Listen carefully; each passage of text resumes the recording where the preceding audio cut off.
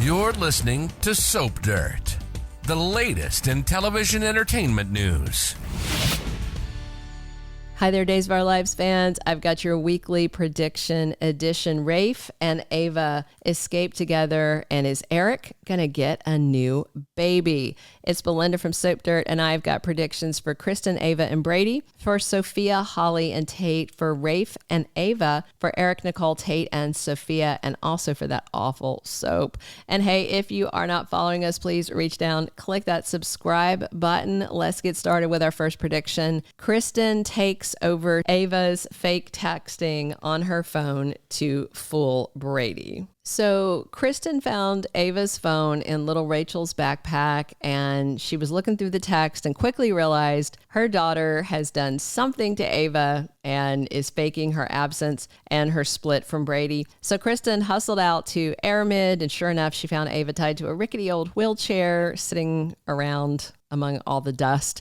And when she told Kristen somebody else is there, it was a shocker. Ava is stunned this coming week when the woman in white hugs her precious daughter, Kristen. But of course, this complicates everything because Ava really can't be allowed to go loose now, not only because she would interfere with Rachel trying to reunite Kristen and Brady, but also because Ava would press charges on Kristen, her mom, Rachel Blake, probably on little Rachel too. But Kristen has no problem leaving people hidden away for quite a while. She shipped Sarah off to that remote DiMera Island. She has stored people in warehouses, so there's no telling what she might do. On Monday, spoilers have Kristen finding Ava captive with her mom, and then Kristen has to figure out what to do to protect her mother, her daughter, and to keep Ava quiet and out of the way. So I suspect Kristen is going to keep using Ava's phone to try and drive Brady away and off the scent, because he shows up at the house this week looking for Ava, and Kristen's trying to keep her quiet and hidden. Kristen is definitely plotting and is going to keep piling on more bad deeds that are going to wind up coming back to bite her in the booty. Our second prediction, Sophia interrupts Holly and Tate's big romantic Valentine's Day night. For a while now, Holly and Tate have been getting closer to intimacy, but it's problematic because Sophia is pregnant with Tate's baby. And by the way, we're going to see the new actress Rachel Boyd debuting in that role very soon. So we've got a complicated situation with four young people. Tate's balancing Sophia's pregnancy with trying to keep his relationship up with his girlfriend Holly. And Holly's been hurt so often, she's been increasingly turning to Doug Williams III. But with Valentine's Day coming this week, Tate tells Holly they can do anything she wants for V-Day, and she says she wants to get in the sheets with him. Even more awkward is that her grandma, Maggie Horton, openly asks if Holly plans to sleep with Tate. So I'm just wondering if Sophia interferes with Holly's big romantic plans to get her boyfriend in bed,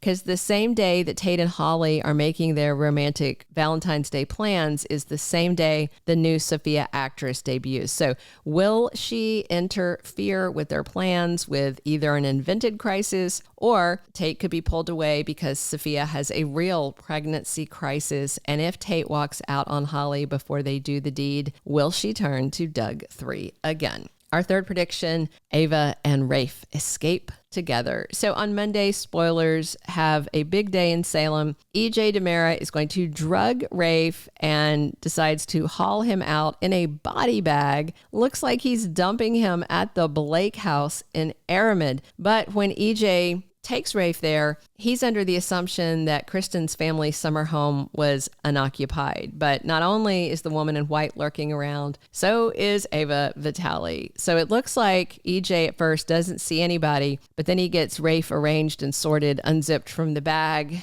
And then he finds out about Ava and Rachel Blake, who he knows is Kristen's mom. But no matter how much Ava's going to beg him, there's no chance EJ would let her go, no matter how she wound up there or why. He hates Ava and would let her rot in the custody of Kristen's crazy mom easily. But presuming that EJ is going to leave Rafe there, which I think he is, this is a big opportunity. By Thursday, the 13th, EJ is back at the Blake house, and in the promo spoilers for the week, he lets Kristen know that he was at the house and saw her mom and saw Ava. Meanwhile, I wonder if Rafe is going to team up with his ex, Ava, and they break out of the Blake house and get back to their lives in Salem, back to Brady and Jada. I would definitely like to see these exes working together.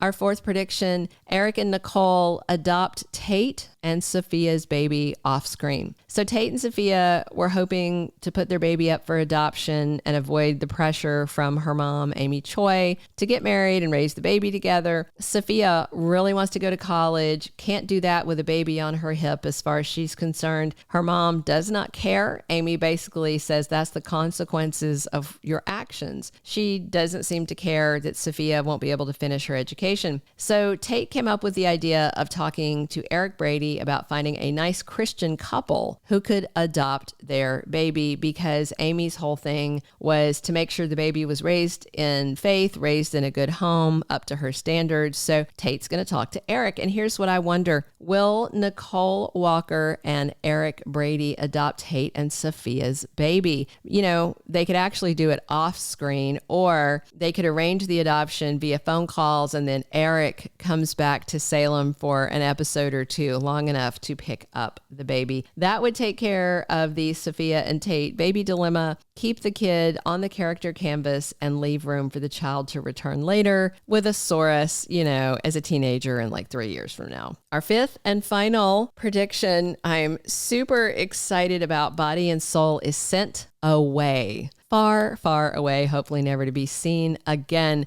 Big news for the cast and crew of The Soap Within a Soap comes this week in official spoilers. So I'm putting this in as a prediction because I've not seen a confirmed spoiler, but I have seen a rumor for how this goes. So lots of spoilers this week are hinting at the end of the soap opera, and lots of shockwaves. So I will speak for myself and for a whole pile of fans. I think a lot of us are really glad Body and Soul is ending ASAP. So on Tuesday, February 11th, Kate and Abe tell the cast and crew of the soap some huge news that shocks them. And I believe the news is that the soap is relocating back to LA. If you recall, it had gone off the air, and then Kate and Abe were able to license it. So it sounds like maybe the company is pulling back the license.